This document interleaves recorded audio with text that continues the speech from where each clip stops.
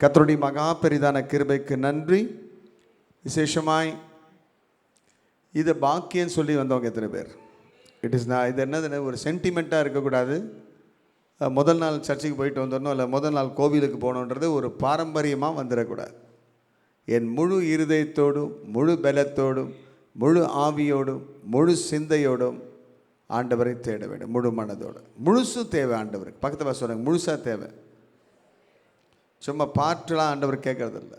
ஆண்டவர் என்ன சொன்னார் நமக்கு? புது வருடத்து வாக்கு தத்தம் ஏசாயா 1:19 என்ன சொல்லுங்க? நீங்கள் மனம் பொருந்தி செவி கொடுத்தால் தேசத்தின் நன்மையை புசிப்பீர்கள். திருமணம் வரும்போது பொருத்தங்களை பார்ப்போம் இல்லையா? என்னெல்லாம் பொருத்தம் பார்ப்போம்? ஏஜ் பொருத்தம் பார்ப்போம். பி பியூட்டி அழகு பொருத்தம் பார்ப்போம். சி கேஸ்ட் பொருத்தம் பார்ப்போம். எல்லாரும் இல்லை, பார்ப்போம். டி டவுரி, அதெல்லாம் நம்ம பார்க்குறது இல்லை, பார்ப்போம் சில பேர். இப்படி பல விதமான பொருத்தங்களை பார்க்கிறார்கள். நம்ம சமுதாயமா, நம்ம சங்கத்து மெம்பரா, நம்ம சர்ச்சா, எல்லாம் பார்த்து கடைசியில் அவ்வளவும் பார்த்து பொருத்துனா ஒரே நாளில் உடஞ்சி போகுது. எப்படி உடஞ்சிருது? நீ எதை தான் பொருத்தினாலும் மனசு பொருந்தலைன்னா டோட்டலாக வேஸ்ட். நான் சொல்கிறது எத்தனை பேருக்கு புரியுது? கடந்த நாளில் நான் வந்துக்கிட்டு இருக்கும்போது நம்ம ஹால்டா தாண்டி, ஹால்டான்றது பழைய பேர், உங்களுக்கு யாருக்குமே தெரியாது. ஹால்டான்றது எங்களுக்கு இன்னும் அந்த தான் ஞாபகம் இருக்குது. ஹால்டா ஸ்டாப். எத்தனை பேருக்கு ஹால்டா ஞாபகம் இருக்குது? ஹால்டான்ற ஒரு டைப்ரைட்டரில் பேரில் அங்கே ஒரு கம்பெனி இருந்தது. அதுதான் இன்றைக்கி இது அசோக் லைலேண்ட் இருக்கிறது, பின்னாடி இருக்க ஹோட்டல்ஸ் இருக்கிறதுலாம். Chellammal college opposite. அதை நான் தாண்டி வரும்போது எனக்கு ஒரு விசித்திரமான காட்சி பாட்டு. போன வாரம் தான். ரோடெல்லாம் குண்டு குழியுமாக இருக்குது. அது தெரிஞ்ச கதை தானே பாஸ்டர்? அது உண்மை தான், குண்டு குழியுமாக இருக்குது. சரி, இவங்க கொஞ்சம் தார் போட்டு சரி பண்ணலாம் இல்லையா அப்படின்னு யோசிச்சுட்டு, நல்ல அரசாங்கம் தான், மக்களுக்கு உடனே நல்லா ஹெல்ப் பண்ணாங்க. தேவைப்படுற மக்கள்லாம் பணம்லாம் கொடுத்தா நல்ல அரசாங்கம் தான், தப்பே இல்லை.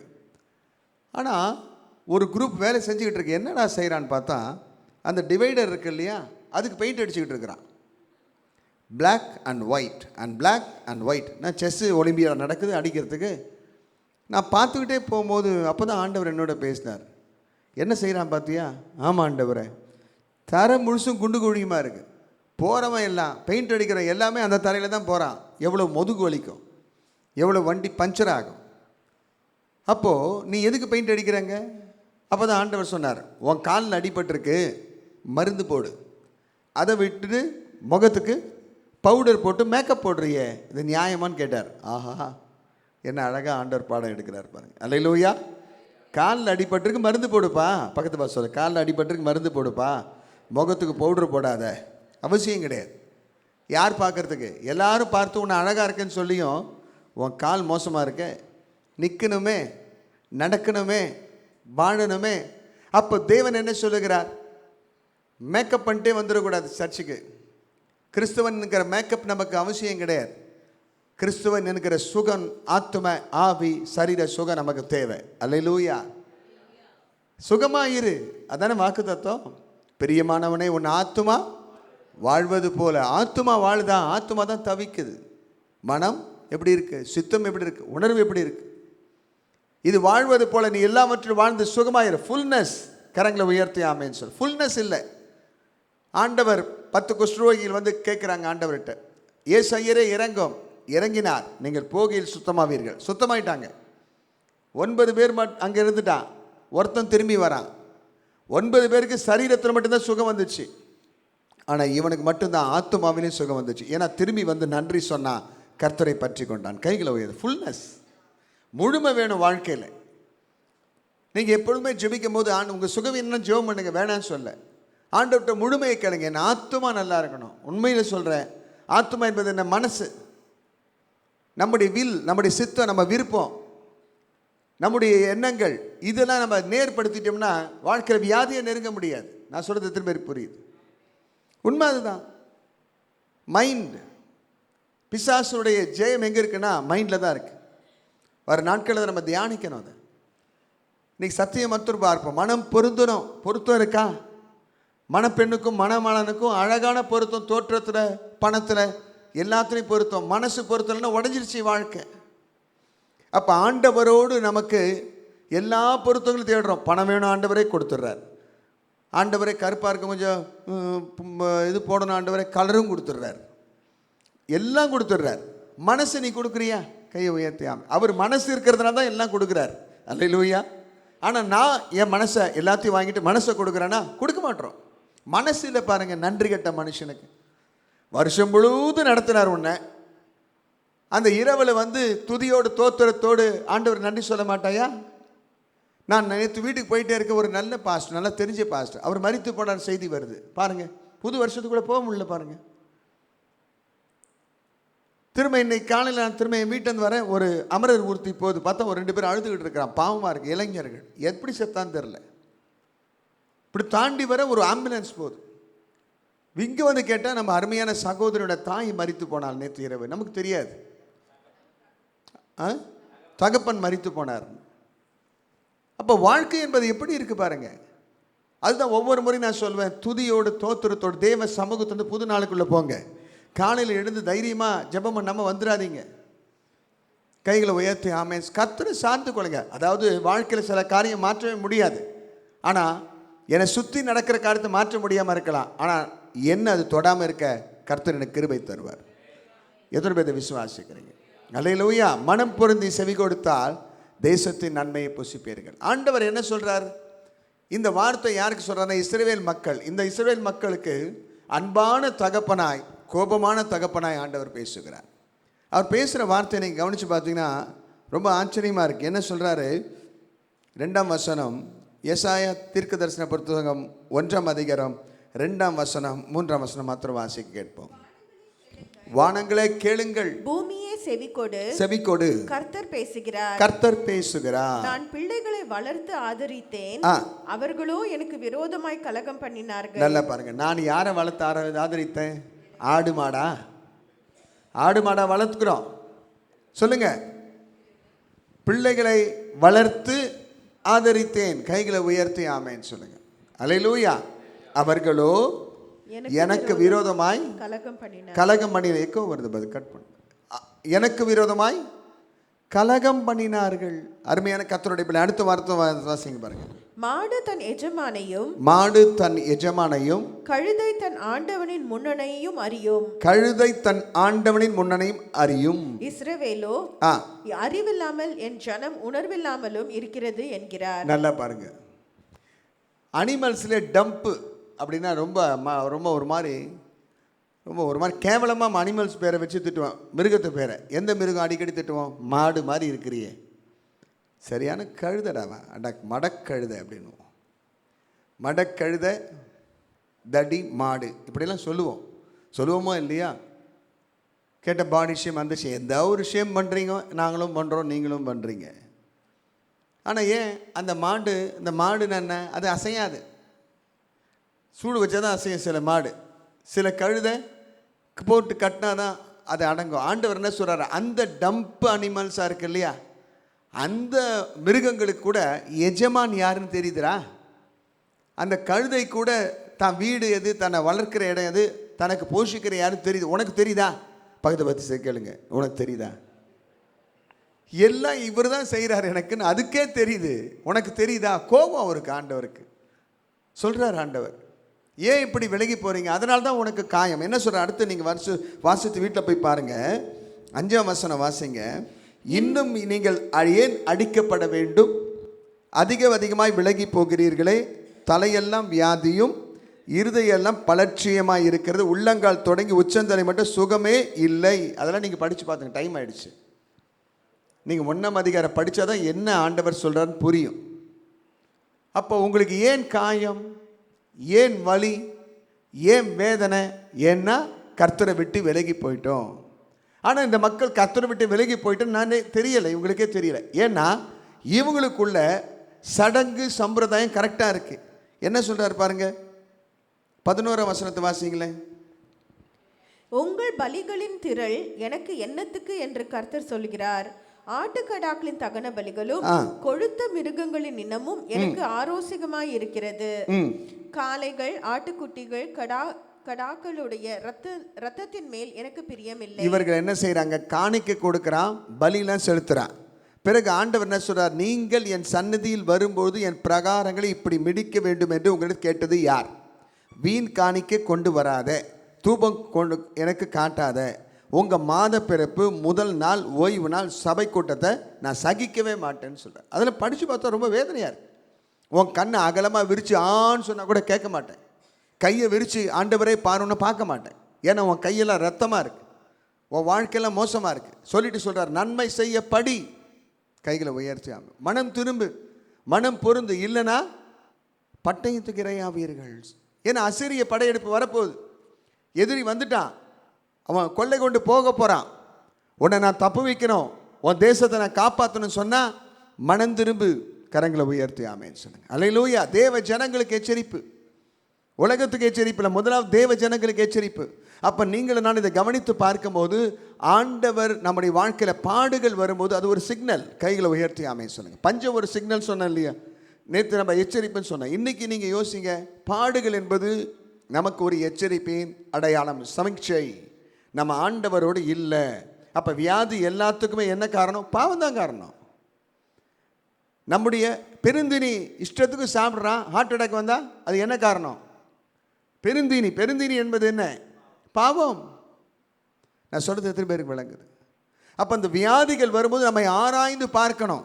நான் சொல்கிறது எத்தனை பேருக்கு விளங்கி கொள்கிறீங்க? நமக்கு பிரச்சனை வரும்போது, போராட்டங்கள் வரும்போது, ஆண்டவரே நான் எங்கு தவற விட்டிருக்கிறேன்? ஆண்டவருடைய பிள்ளைகளுக்கு பிரச்சனை வராதுன்னு நான் சொல்லலை, வரும். அந்த பிரச்சனைகள் என்பது எதற்காக? சும்மா இருக்கிற குழந்தைய வர அப்பா அடிப்பானா? சொல்லுங்கள். போட்டு மொத்துவானா? இல்லை. விளையாடுவாங்க, கிள்ளி வேணால் விளையாடுவாங்க, கொஞ்சம் அழதான் செய்யும். அதுக்காக அப்பா நசுக்கிறான்னு அர்த்தமா? ஆண்டவர் சிட்சிக்கிறார். சிட்சை என்பது வேறு. சிட்சைக்கு அர்த்தம் என்ன தெரியுமா? ஒரு தென்னை மரத்தை சுத்தம் பண்ணுற, இந்த கிளையெல்லாம் வெட்டி சுத்தம் பண்ணுறேன் பாருங்க, அதுதான் சிட்சை. அல்லேலூயா. சிட்சித்தல். பட்சித்தல்னா என்ன? வேரோட வெட்டுறது. ஆண்டவர் வேரோட வெட்டுறார் இல்லையே, வேற விட்டுடுன்றார். யாருக்கு? நெபுகாத் நேச்சருக்கு வேற விட்டுடுன்றார். கரங்களை உயர்த்தி. வேரில் கை வச்சா காலி, மேலே கை வைக்கிறார், திரும்ப நீ துளிர்க்க முடியும். ஒய்யாரமாக இருந்தால் கிளைகள்லாம் பிரம்மாண்டமாக இருந்தது, வெட்டுறான்னார், வெடிட்டார். கீழே இருக்கிற மரம் தான் மெதுவாக துளிச்சு வருது. கைகளை உயர்த்தி. இப்போ ஆட்டம் போடுவானா? இல்லை. கடவுளுக்கு உண்மையாக இருக்க வேண்டும், ஆண்டவருக்கு உண்மையாக இருக்கணும். பொருந்து, என்னோடு பொருந்துன்றார் ஆண்டவர். என்னோடு மனம் பொருந்து. இதெல்லாம் சிக்னல். அப்போ இந்த பிரச்சனைகள் வரும்போது நல்லா பாருங்கள், ஏன்னா ஆண்டவர் இதை அனுமதிக்கிறார்னா, ஒரு இடத்துல நான் ஒரு காரியத்தை நான் படிச்சுக்கிட்டு இருந்தேன். அப்போது அதில் ஒரு இன்ட்ரெஸ்டிங் திங் எனக்கு என்ன தெரிஞ்சதுன்னா, ஒரு பனிப்பிரதேசத்தில் நிறைய மான்கள் இருந்தது. அந்த மான்கள் இருக்கிற இடத்துல ஏராளமான ஓநாய்களும் இருந்தது. ஓநாய் என்ன பண்ணுது? மானை கடித்து சேதப்படுத்திடுது. அந்த மானை இந்த மக்கள் வளர்த்தாங்க, வேட்டையாடினாங்க, அதை பயன்படுத்தினாங்க. ஆனால் அந்த ஓநாயும் வேட்டையாடுறதுனால என்ன பண்ணாங்க? ஓநாயை கொல்ல ஆரம்பித்தாங்க, முடியலை. அதுக்கு ஸ்பெஷலான வேட்டைக்காரில் நியமித்தாங்க. வேட்டைக்காரில் வச்சு ஒரு ஓநாய் கூட விடாமல் எல்லாத்தையும் சுட்டு தள்ளிட்டாங்க. எல்லாருக்கும் ரொம்ப சந்தோஷம். மான்கள் பெருக ஆரம்பிச்சிருச்சு. மான்கள் பெருகிடுச்சு, ஏராளமான மான்கள் கூட்டம். திடீர்னு பார்த்தா ஒரு 5 வருஷத்தில் அந்த தேசத்தில் பனிப்பிரதேசமானது பனி பெய்யவதை நிறுத்தி விட்டுடுச்சு. பனி பெய்யலை. அந்த பிரதேசம் ஒரு 5, 6, 7 வருஷம் கழித்து பார்த்தா அங்கே இருக்கிற மரம்லாம் அப்படியே காய்ந்து போன மரமாக இருக்குது, புல்வெளிகளே இல்லை. அந்த இடம் ஒரு வனாந்தர இடம் மாதிரி மாறிடுச்சு. ஒரு 10 வருஷத்தில், ஒரு டிக்கேடு தான், 10 வருஷம் தான் அந்த இடத்தின் சூழ்நிலை மாறி போச்சு. அங்கே இருக்கிற மக்களுக்கு தானியம் இல்லை. என்ன நடந்தது? ஆராய்ச்சியாளர் வந்து பார்க்குறாங்க, என்ன நடந்தது? 10 வருஷத்துக்கு முன்னாடி பார்த்தா இந்த இடம் பனிப்பிரதேசம், 10 வருஷத்துக்கு பின்னாடி பார்த்தா வனாந்துரம். என்ன நடந்தது 10 வருஷத்துக்கு முன்னாடி? அப்போ தான் சொன்னாங்க, இந்த இடத்துல நடந்த ஒரு சம்பவம், ஓநாயை எல்லாத்தையும் சுட்டு கொண்டுட்டோம். ஓநாயே கிடையாது. இவன் ஓநாய்கிட்டேருந்து யாரை காப்பாற்ற விரும்பினா? மானை. அதுக்காக ஓநாய் எல்லாத்தையும் காலி பண்ணிட்டான். ஓநாயே இல்லாதனால மான் என்ன பண்ணிச்சு? தைரியமாக நிம்மதியாக இருந்தது, பெருக ஆரம்பிச்சு குட்டி போட்டு. இப்போ மான் பெருக பெருக என்ன ஆகும்? அதுக்கு சாப்பாடு தேவை அதிகமாகும். இருக்கிற புல்லெல்லாம் மேய்ஞ்சிருச்சு, இருக்கிற தடையெல்லாம் மேய்ஞ்சிருச்சு. 10ஆவது குறைக்கு எதுக்குள்ளே பூந்துருச்சு? வயலுக்குள்ளேயும் பூந்துருச்சு. அப்போ மனிதனுடைய உடமையும் பாழா போச்சு. இன்னொரு காரியம் கண்டுபிடிச்சா விஞ்ஞானி, இது மட்டும் இல்லை, இவைகள் எண்ணிக்கை பெருகிறதுனால தானியம் போயிடுச்சு, எல்லாம் போயிடுச்சு. ஒரு பக்கம் நஷ்டம். 2வது, ஒரு ஓநாய் துரத்தும் போது தான் அந்த மான்கள் ஓடுமா. தன் உயிரை காத்துக்கொள்ள. அந்த அந்த பிரதேசம் முழுதும், சமவெளி முழுதும் ஓடிக்கிட்டே இருக்கும் மான்கள். ஏன்னா துரத்துது. சிலது சிக்கும், சிலது துரத்தப்படும். அப்படி ஓடும்போது என்ன ஆகுது, அந்த தரையில் அது ஓடும்போது அந்த குழம்புகள் பட்டு அது அந்த நிலம் பக்குவப்படுத்தப்படுது. அல்லேலூயா. நான் சொல்கிறது உங்களுக்கு புரியுதா? பிறகு என்ன ஆகுது, இது போகிற இடம்லாம் சாணம் போடுது. அப்போ அதுக்கு நிலத்துக்கு எருவாக மாறுது. இது எதிரியே இல்லாதனால மான்கள் ஒரே இடத்துல தங்கிடுறதுனால இது பரவலை. நான் சொல்கிறது புரியுதா? அப்போ இதுக்கு ஒரு எதிரி இருக்கும்போது ஓடுது, எல்லாம் செய்கிறதுனால எல்லா இடமும் ஓடி ஓடி ஓடி சுற்றி அந்த இடத்தை இது பண்படுத்துகிறது. இந்த சாணம் உரமாய் மாறுகிறது, மறுபடியும் புல் முளைக்கிறது, அந்த இடத்துல செழிப்பு வருது, மான்களுடைய தொகையும் கட்டுக்குள்ளே இருக்குது, அங்கே பனிப்பிரதேசமாக மாறுது. மறுபடியும் அதை முயற்சி பண்ணாங்க, ஓனாயை கொண்டு வந்து விட்டாங்க, மறுபடியும் அது பனிப்பிரதேசமாக மாறிச்சான். கைகளை உயர்த்தி அமைச்சான். அப்போ ஒன்று சத்தியம் புரிஞ்சுது. என்னது? வாழ்க்கையில் ஏன் ஆண்டவர் இவைகளை அனுமதிக்கிற? எதிரி ஏன் வரான்? நேற்று கூட ஆண்டவர் சொன்னான், எதிரி வர நேரம் தான் உன் வாழ்க்கையில் கர்த்தர் உன்னோடு இருக்கிறான் அறிமுகமாகிற நேரம். அல்லேலூயா. கர்த்தர் உன்னோடு இருக்கிறார் என்பதை தெரிந்து கொள்ளுகிற நேரம். மாத்திரமல்லாமல் அந்த பிரச்சனைகள், போராட்டங்கள் தான் நம்மை நாம் திருத்தி கொள்ளுகிற நேரம். எத்தனை பேர் விசுவாசிக்கிறீங்க? நல்ல கைகளை உயர்த்தி ஆமேன்னு சொல்லுங்க. அல்லேலூயா, அல்லேலூயா. இப்போ ஆண்டவர் என்ன சொல்ற? செவி கொடு. செவி கொடுத்தா என்ன நடக்கும்? சகரியால என்ன ஒரு வசனத்தை வாசிச்சு பார்ப்போமே. சகரியா 2ஆம் அதிகாரத்தில் 7ஆம் வசனம் 8ஆம் வசனம் மட்டும் வாசிங்க. சகரியா 2ஆம் அதிகாரம் 1093ஆம் பக்கம். 7, 8.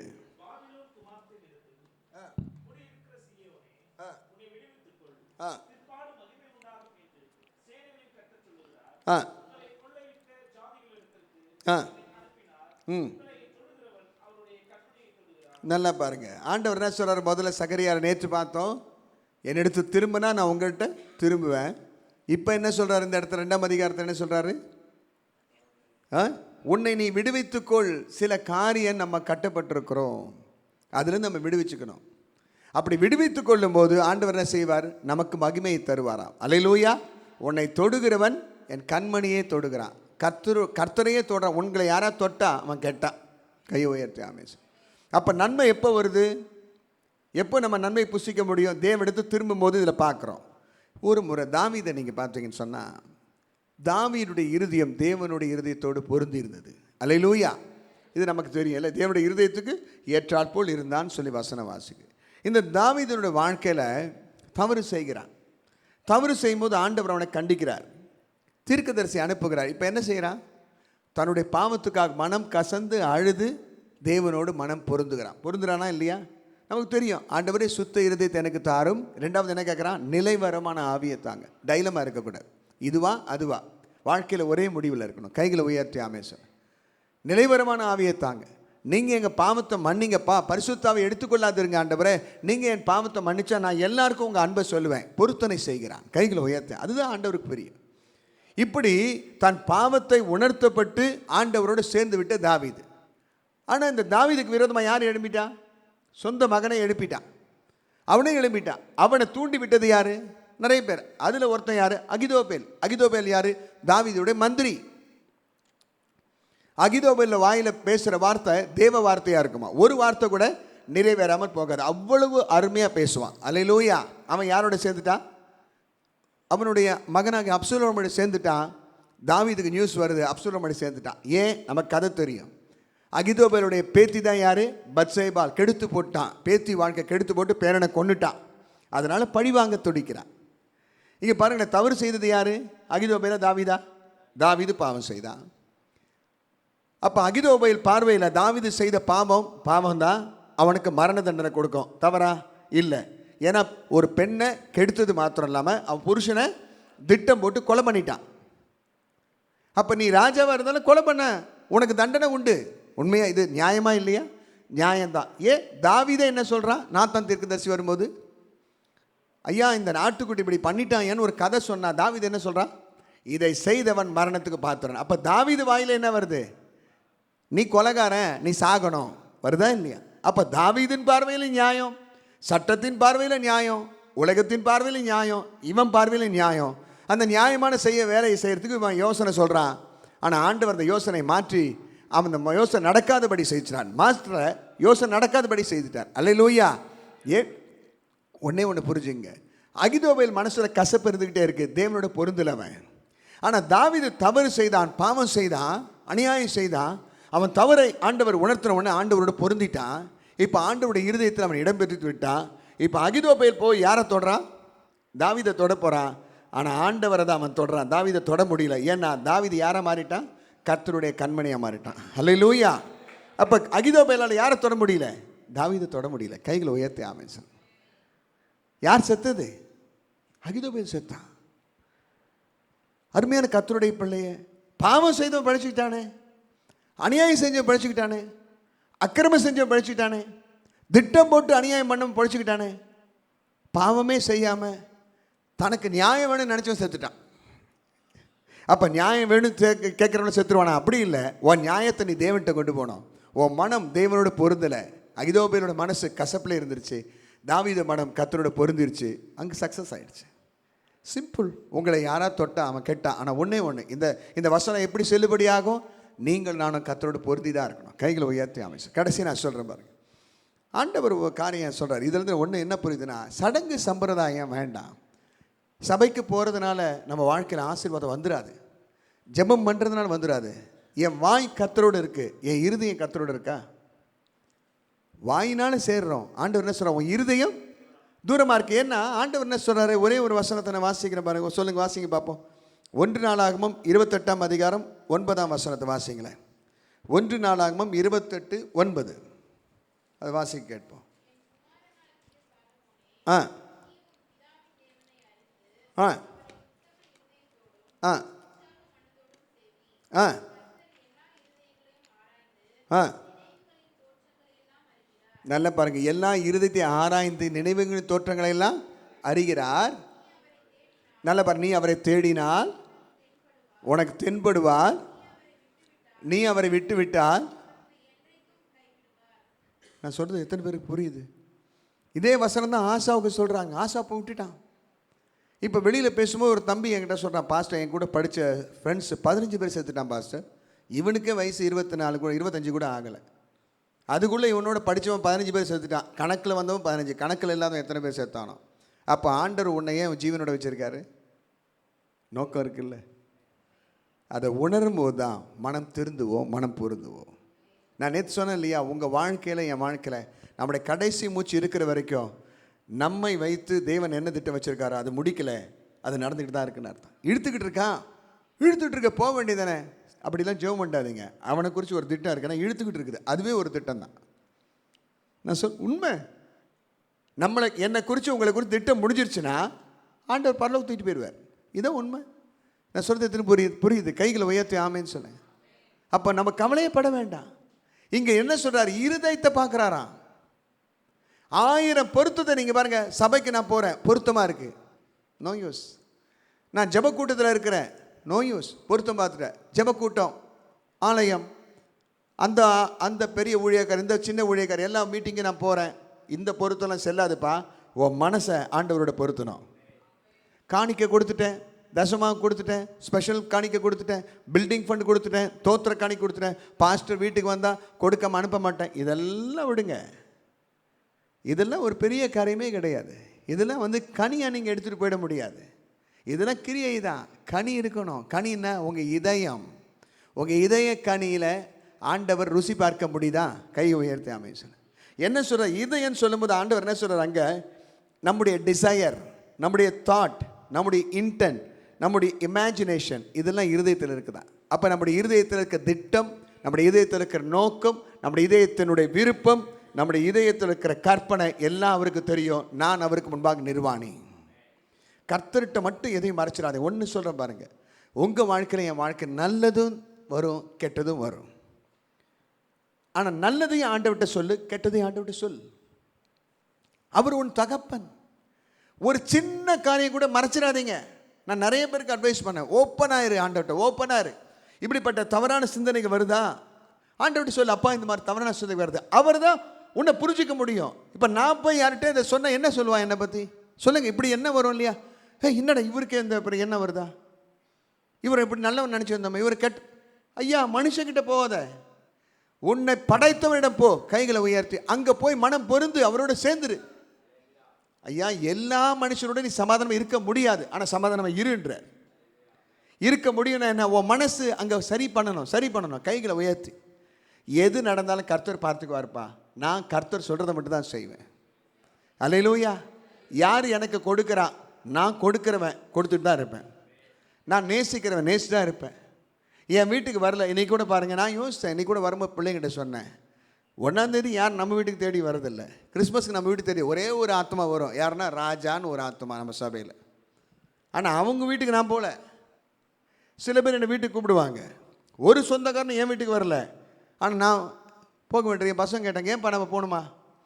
போவானான்னு நினைக்கிறேன், ஆனால் போகணும். ஏன்னா நம்ம குணம் அதுதான். கைகளை உயர்த்து. நீ கொடுக்கலன்னா கொடுக்காம இருந்துடலாமா? நான் கொடுக்குறவன், இதுக்கு தான் பிறந்திருக்கிறேன், நான் கொடுத்தா ஆகணும். கைகளை உயர்த்தி ஆமேன்னு சொல்லி நம்ம ஹார்ட் தான் ரொம்ப முக்கியம். எத்தனை பேர் நான் சொல்கிறத விசுவாசிக்கிறீங்க? அப்போ அந்த இதயத்தை நீ சரி செய்து ஆண்டவரோட பொறுத்து. ஒரே ஒரு காரியம் நீங்கள் யோசித்துங்க. ஒரு வசனம் சொல்கிறாரு, என்னது? ஒரு சிநேகிதன், ஒரு நண்பன் தன் நண்பனுக்காக அதிகாலையில் எழும்பி ஆசீர்வாதமாக ஜெபிக்கிற அந்த ஜெபம் எப்படி மாற்றுவாரா? எப்படி இருக்குமா? சாபமாக மாற்ற மாட்டார். சாபம் என்று எண்ணப்படும். அதுக்கு அர்த்தம் என்ன? இப்போ நான் எழுப்பி ஒரு நண்பனை மனசில் வச்சு, ஆண்டவர் இந்த நண்பனை ஆசீர்வதியோ ரபலதரபரமன் கத்தி ஜோமன்னா அது ஆசீர்வாதமாக எண்ணப்படாதான், சாபமாக எண்ணப்படுமா? ஏன்னா அப்படின்னா ஒன்று புரிஞ்சுங்க. இப்போ நான் இருக்கிறேன், இப்போ ஆனந்த ஆசீர்வதிச்சு ஜோம் பண்ணுறேன்னு வச்சுங்க, அதை சத்தம் போட்டு ஜோம் பண்ண அவசியமே கிடையாது. மனசுக்குள்ள ஆண்டவரை அவனை ஆசீர்வதின்னு சொல்ல எனக்கு ஆண்டவர் தெரிய பேசலாம், அல்லது எங்கள் வீட்டுக்குள்ளே பேசிக்கலாம். இதை காலங்காத்தால் எழுந்து சத்தமாக போட்டு, ஆனந்த வீடு பக்கத்து வீடுனா சத்தமாக ஜோம் பண்ணுறேன்னா முதல்ல நான் என்ன சொல்ல வரேன்? எல்லாருக்கும் என் நண்பன் அவன் அப்படின்னு சொல்ல வரேன். ஒன்று. ரெண்டாவது, நான் அவனுக்காக ஜெபிக்கிறவன் தெரியப்படுத்த வரேன். மூணாவது, அவன் ஆசீர்வாதமாக இருக்கணும்னு ஆசைப்படுறேன். நாலாவது, இதை யாராவது போய் அவங்ககிட்ட சொல்லுங்கன்னு ஆசைப்படுறேன். சொல்கிறது உங்களுக்கு புரியுதா? அப்போது இதுக்கு நோக்கம் என்ன தெரியுமா? ஆனந்த் ஒரு கோடீஸ்வரன், 10 ஃப்ளாட் வச்சுருக்கிறா, சரியா?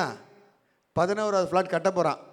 அதுலையாவது ஒன்று வாடகை கொடுப்பானா அப்படின்ற ஒரு யோசனை இருந்ததுன்னா நான் என்ன பண்ணுவேன்? அதிகாலை எழுந்து ஆசீர்வதிச்சோம். அப்போ ஆனந்துக்கு 4 பேர் சொல்லுவாங்க போயிட்டு, ஐயா உங்கள் நண்பன் காலையில் இருந்துச்சு ஆசீர்வதி அப்படி கொடுக்குற, அதனால தான் நீங்கள் ஃப்ளாட்டாக கட்டுறீங்கய்யா. அப்படியா? சரி, பாஸ்டருக்கு என்ன பண்ணலாம்? ஒரு ஃப்ளாட்டை குறைச்ச விலைக்கு வாடகை கொடுக்கலாம். அல்லேலூயா. தோணுமா? தோணாதப்பா? தோணும். அப்போது நோக்கம் என்ன? இவருக்காக ஜெபம் பண்ணுற, சத்தம் போட்டு ஜெபம் 4 பேருக்கு தெரியணும், உனக்கு தெரியணும்னா அப்போ என் நோக்கம் என்ன? உங்ககிட்ட இருந்து ஏதோ ஒன்று நான் வாங்க விரும்புகிறேன். அது ஜெபம் இல்லை. நான் சொல்கிறது உங்களுக்கு புரியுதா? அப்போ இருதயத்தின் நோக்கத்தையும் எண்ணத்தையும் ஆராய்ந்து பார்க்கிற ஆண்டவர், உன் இதயம் தேவனோடு பொருந்தணும், என் இருதயம் தேவனோடு பொருந்தணும்னு சொல்கிறார். ஓசியால் என்ன சொல்கிறாரு? இஸ்ரவேலே உன் அக்கிரமத்தினால் விழுந்தாய், ஆனால் என்னிடத்தில் திரும்பு, நான் என்ன செய்வேன்? உனக்கு பனியை போல் இருப்பேன். இஸ்ரவேலுக்கு பனியை போல் இருப்பேன். அவன் லீலி புஷ்பத்தை போல மலருவான், அவன் வேரூன்றி நிற்பான், அவன் கேதுருவை போல உயருவான். எதுன்னு விசுவாசிக்கிறேன். சிம்பிள், ஒன்றுமே இல்லை. இந்த வருஷம் நம்ம செய்ய போகிற காரியம், இன்றைக்கு ஒரு நாள் இல்லை, ஒவ்வொரு நாளும் ஜெபத்தை மட்டும் தப்பி தவறி கூட ஜெபத்தை நிறுத்திடாதீங்க. அதிகாலை நீ ஜெபிக்கிறனா அன்றைக்கி லீவு போட்டு ஜெபம் பண்ணுங்க. இல்லை பர்மிஷன் போட்டு ஜெபம் பண்ணிவிட்டு 1 மணி நேரம் நீங்கள் இன்றைக்கி யோசிங்க. 1 மணி நேரம் சபையோடு ஒரு ½ அன் ஹவர் ஓகே, இல்லை 15 நிமிஷம் ஓகே, என் குடும்பத்தோடு ஒரு 15 நிமிஷம் ஓகே, மீதி ½ மணி நேரம் தனியே நானும் தேவன் சொல்லி இன்றைக்கி ஒரு பொருத்தனை செய்து பாருங்கள். இன்று முதல் கர்த்தர் உங்களை ஆசீர்வதிக்கிறதை பார்க்க முடியும். ஏன்னா வரப்போகிற காலங்கள் எப்படி? கொள்ளை நோய்களும் பஞ்சங்களும் பூமி எதிர்ச்சிகளும். பூமி எதிர்ச்சி லிட்டரல் நான் பார்த்தேன், அதை மறுபடியும் சொல்கிறேன். அந்த பூமி எதிர்ச்சி நான் ஒரு தூண் பக்கத்தில் நிற்கிறேன், ஆடுது அப்படி அலையாக பூமிக்குள்ளே தண்ணி வருகிறத பார்த்தேன். அலையாக வருது. பூமி அதிர்ச்சி நடுவில் நான் இருக்கிறேன். ஆண்டவர் தெளிவான தரிசனம், கருப்பு குதிரைகள் தெளிவாக காண்பிக்கிறார். பஞ்சம், நியாய தீர்ப்பு, மரணம், இவைகள் எச்சரிப்பாக சொல்கிறார். சொல்லிட்டு இந்த வார்த்தையில் எனக்கு கொடுத்தது. அப்போ ஒன்று ஆண்டவர் எனக்கு சொன்னார், உனக்கு நியாயம் செய்வேன். நான் கடந்த வருஷம் சொன்னேன், அதே போல் உன்னை கொண்டு வந்து எங்கே நிறுத்தியிருக்கிறேன் பாருன்னு ஒரு மேடையில் என்னை நிற்க வச்சு காண்பிச்சார் ஆண்டவர். அல்லேலூயா. அதே டிசம்பர் 16, 2019, 16 உனக்கு கொடுத்த வார்த்தை. உன்னை நான் தரிசனம் கொடுத்த, நீ நம்பலை, நீ அதை சரியாக என்கிட்ட கேட்டு விளக்கம் கேட்டு எல்லாருக்கும் சொல்லலை, ஆனால் உனக்கு நான் காண்பிச்சபடி நடந்தது. அல்லேலூயா. நிறைய காரியம் ஊர் பேர் வரைக்கும் ஆண்டவர் நமக்கு சொன்னார், நடந்தது. அல்லேலூயா. ஒரு பெரிய தளபதி மறிக்க போகிறார், நமக்கு தெரியாது, ஆனால் அது நடந்தது. கைகளை உயர்த்தி ஆமென். ஒரு கட்டடம் இடிஞ்சு விழுது. ஒரு நாள் காலையில் நம்ம ஜெபம் பண்ணுறோம், அப்படியே நான் ஜெபம் பண்ண சொன்னேன். அடுத்த நாள் பார்த்தோம் ஒரு ஏர்போர்ட் பக்கத்தில் இருக்க கட்டடம் இடிஞ்சு விழுது. அந்த ஃபோட்டோவை நான் உங்களுக்கு அனுப்புனேன். அதாவது சோமு சொன்னார் இல்லையா, நம்ம தீர்க்கதரிசி இல்லைன்னு. தப்பு. தீர்க்கதரிசின் ஆவி உனக்குள்ளே இருக்குது. சில பேர் ப்ராஃபட்டு, சில பேர் எல்லாருக்கும் தீர்க்க தரிசன ஆவி இருக்கும், எல்லாரும் தீர்க்கதரிசி கிடையாது. தீர்க்கதரிசி என்பவன் வேறு, தீர்க்க தரிசன ஆவி எல்லாருக்கும் உண்டு. அசட்டை பண்ணிடாதீங்க, எழுதி வைங்க. முதல்ல நீங்கள் ஜெபம் பண்ணுங்க, ஆண்டுகிட்ட அர்த்தத்தை கேளுங்க, கேட்டுகிட்டே இருங்க. அது ஒரு நாள் புலப்படுத்தும். அது சொல்லாம ஆண்டவர் சொல்லு, அதை மட்டும் சொல்லுங்கள். கைகளை உயர்த்தி ஆமென் சொல். நாள் வரும், கைகளை உயர்த்தி ஆமென். இதை ப்ராக்டிஸ் பண்ணணும் நம்ம. ஏன்னா கடைசி காலத்தில் மாம்சமான யாவருமே நாவியை ஊற்றுவேன் தீர்க்க தரிசனம் சொல்லுவார்கள். தரிசனங்கள் காப்போம். உங்கள் பிள்ளைகள் தரிசனம் காப்பா. என் குழந்தை சின்ன வயசுல பாப்பு தரிசனம் பார்த்துவேன்.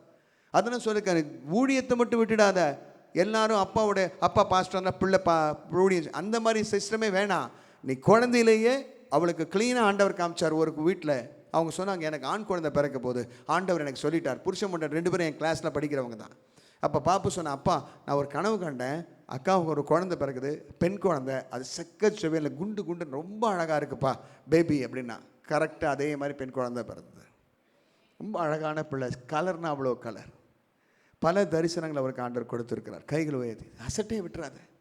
உங்கள் பிள்ளைகள், என் பிள்ளைகள், நம்முடைய பிள்ளைகள் சொப்பனங்களை காண்பார்கள், தரிசனங்களை காண்பார்கள். கடைசி நாட்கள். இந்த உலகத்துக்கு இது வேதனையின் காலம்தான், இருள் தான். ஆனால் தேவ ஜனங்களுக்கு வெளிச்சத்தின் காலங்கள். மறுபடியும் ஒரு வெளிச்சம் நமக்கு கொடுக்கிறார், நம்ம கண்ணுக்கு வெளிச்சம் கொடுக்கிறார். அந்த பாதையில் நடக்க நம்ம ஒப்பு கொடுப்போம். கண்களை மூடி நம்ம கர்த்தருடைய பந்திக்கு நேராக கடந்து போவோம். எத்தனை பேரோட கர்த்தர் பேசியிருக்கிறார், நம்ம தியானம் பண்ண வந்தோம். இந்த தியான வார்த்தைகளை அன்போடு கூட ஏற்றுக்கொள்ளுங்கள். பாசமுள்ள அன்பு தகப்பன் கோபத்தோடு சில வார்த்தைகளை சொல்கிறார். அந்த ஜனங்கள் அசட்டை செய்ததினால அவர்கள் சிறைப்பட்டு போனார்கள். நாம் சிறைப்பட்டு போகாதபடிக்கு கர்த்தாவே நீர் எங்களுக்கு கிருபையாயிரும் என்று சொல்லி இந்த பந்தியில் மறுபடியும் ஒரு விசை சேர கர்த்தர் நமக்கு பாக்கியம் தர வேண்டும். ஆண்டவர் நம்மை ஆசீர்வதிப்பாராக. பந்தியில் சேர விருப்பம் உள்ளவர் எழும்பி நிற்கும்படி அன்போடு கேட்கிறேன். கர்த்தர் உங்களை ஆசீர்வதித்து காக்க கடவர். அந்த நேரத்தில் நம்ம ஜெபம் பண்ணுவோம்.